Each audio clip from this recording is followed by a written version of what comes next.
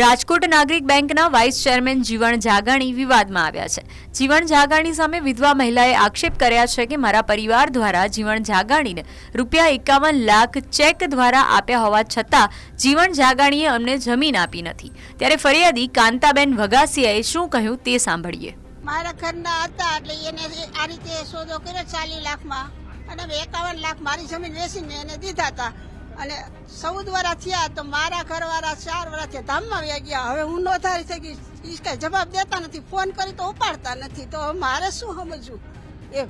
માસી, તમારી આંખમાં અત્યારે આંસુ છે, સ્વાભાવિક છે કે મરણ મૂળી તમારી આ હતી? તમે કોને કોને રજૂઆત કરી છે? મેં કોઈને નથી કરી, મારો દીકરો ને હું બે સહી, અમે બીજા કોઈને અમે હજી વાત કરી નથી। તંત્રમાં કોઈ રજૂઆત કરી? ના, કોર્ટમાં કેસે હાલે, પોલીસ કેસે હાલવા નથી દેતા, પૈસા દઈને બંધ કરાવી દે છે, સાટાઘટ કરેલું। ફરિયાદીએ વર્ષ 2010માં 1 એકર દીઠ ₹40 લાખમાં 10 એકર જમીનનો સોદો કર્યો હતો અને ચેક પેટે ₹51 લાખ પણ આપવામાં આવ્યા હતા।